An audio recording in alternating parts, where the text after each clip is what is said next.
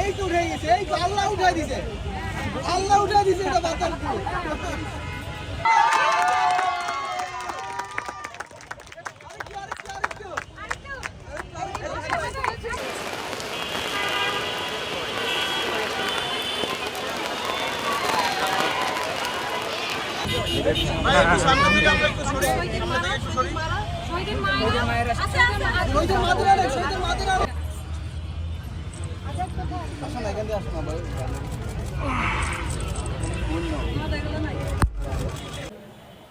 উপস্থিত এলাকাবাসী, আজকে আমাদের এই অনুষ্ঠানে উপস্থিত সকলে যারা আছেন, বিশেষ করে শহীদ পরিবারের সদস্যবৃন্দ, আমাদের সাথে উপস্থিত আছেন অন্তর্বর্তীকালীন সরকারের দুজন মাননীয় সাবেক উপদেষ্টা, উপস্থিত আছেন স্থানীয় এলাকাবাসী, আসসালামু আলাইকুম।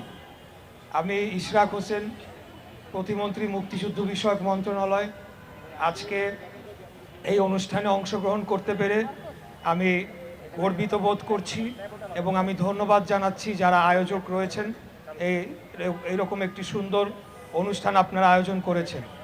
আমি প্রথমে একটা বিষয় অ্যাড্রেস করতে চাই যে এই যে জুলাই কন্যা মঞ্চ, শহীদ মঞ্চ, এখানে আপনারা দেখছেন যে একটি ভাস্কর্য রয়েছে, যেটিকে আমরা ধারণা করছি যে খুনি স্বৈরাচারী ফ্যাসিবাদী হাসিনার সন্ত্রাসী বাহিনী এটিকে এখানে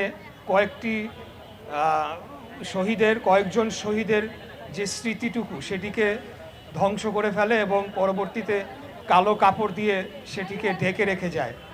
তো আজকে আমরা এই কালো কাপড়টি খুলে ফেলার মাধ্যমে আমরা একটা বার্তা দিতে চাই, বিশেষ করে এলাকার যারা স্থানীয় বাসিন্দারা রয়েছেন, এখানে আইন শৃঙ্খলা রক্ষাকারী বাহিনী উপস্থিত রয়েছেন।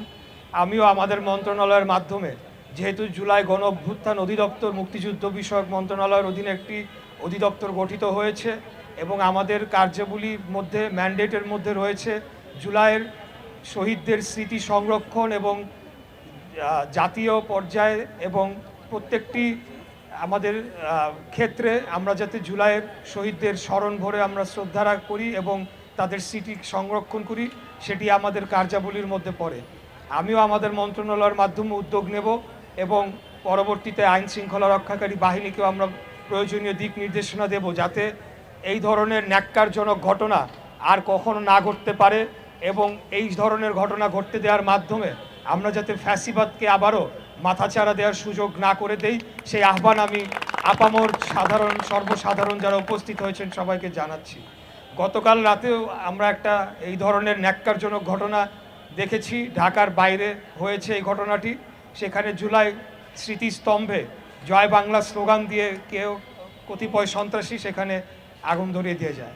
তবে আমি একটা কথা বলতে চাই, এই ধরনের চোরাগোপ্তা সন্ত্রাসী কর্মকাণ্ডের মাধ্যমে জুলাইয়ের যে আমাদের যে অর্জন হয়েছে সেটিকে কোনোদিনও ম্লান করে দিতে পারবে না এবং আমাদের যারা শহীদ হয়েছেন তাদের যে আত্মত্যাগ সেটাকে আমরা কখনো বৃথা যেতে দেব না, ইনশাআল্লাহ। এই কথাটি আপনাদেরকে দিতে চাই। আমরা কথা দিতে চাই যে আমাদের বর্তমান সরকার, মাননীয় প্রধানমন্ত্রী জনাব তারেক রহমানের নেতৃত্বে এই যে গণহত্যা সংঘটিত হয়েছে 24শে জুলাই, সেটির পূর্ণাঙ্গ বিচার এবং শাস্তি নিশ্চিত করার জন্য আমরা অঙ্গীকারবদ্ধ, ইনশাআল্লাহ। এবং এই গণহত্যার জন্য যারা দায়ী, যারা পলাতক রয়েছেন, যারা দেশে আসামিরা রয়েছেন, তাদেরকে আমরা শুধু শাস্তির বিচারের যে রায় সেটি নয়, আমরা সেটা কার্যকরও দেখতে চাই। আমি মনে করি যে এটি বাস্তবায়ন করা না গেলে আগামী দিনে আমাদের জন্যে একটা ঝুঁকি থেকে যাবে। তাই আমি আপনাদের সাথে একাত্মতা পোষণ করছি। বিশেষ করে আমি জানি শহীদদের পরিবার, তাদের যে কষ্ট সেটা আসলে আমরা চেষ্টা করতে পারি অনুধাবন করার, কিন্তু তাদের কষ্টটা একমাত্র তারাই সবচেয়ে বেশি অনুধাবন করতে পারবেন এবং বলতে পারবেন। তাই আপনাদের সাথে একাত্মতা পোষণ করে বলছি, অবশ্যই এই খুনিদের বিচার হবে। এই বাংলাদেশের মাটিতে আর কোনোদিনও কোনো ফ্যাসিবাদের উৎপত্তি হবে না। বাংলাদেশকে মহান মুক্তিযুদ্ধের মাধ্যমে যে একটা স্বাধীন সার্বভৌম রাষ্ট্র হিসেবে প্রতিষ্ঠা করা অঙ্গীকার করা হয়েছিল, আমি আরেকটু অ্যাড করতে চাই। আজকে এই অনুষ্ঠানে আমি আসার অন্যতম আরেকটি কারণ হচ্ছে মাননীয় আমার সাবেক উপদেষ্টা শারমিন মুর্শেদ, তিনি নিজে আমাকে দাওয়াত দিতে গিয়েছিলেন। ওনাকে আমার মনে পড়ে 2023 সালের 28শে অক্টোবর যখন বিএনপির মহাসমাবেশে এই খুনি স্বৈরাচারী হাসিনার বাহিনী ন্যাক্কারজনক হামলা চালিয়েছিল, তখন যে কয়েকজন এর এর আমাদের পক্ষ নিয়ে অর্থাৎ তৎকালীন হাসিনার যে কর্মকাণ্ডের বিরুদ্ধে মুখ খুলেছিলেন, তিনি তার মধ্যে অন্যতম। সেজন্য আমি ওনাকে বিশেষভাবে মনে রেখেছি এবং ধন্যবাদ জানাচ্ছি যে তিনি নিজে উপস্থিত হয়ে আমাকে আজকের এই অনুষ্ঠানে আসার সুযোগ করে দিয়েছেন। আর বক্তব্য দীর্ঘায়িত করব না। আমাদের মন্ত্রণালয়ের মাধ্যমে আমরা উদ্যোগ নেব যাতে দিয়া চত্বরটিকে জুলাই কন্যা চত্বর হিসেবে নামকরণ করা যায় স্থায়ীভাবে। সেটার জন্য আমরা স্থানীয় সরকার মন্ত্রণালয়ের মাধ্যমে ঢাকা উত্তর সিটি কর্পোরেশনের সাথে কথা বলবো এবং এই উদ্যোগটি বাস্তবায়ন করার জন্য আমার জায়গা থেকে আমি সর্বাত্মক করবো, এই কথা দিয়ে গেলাম আপনাদেরকে ইনশাআল্লাহ।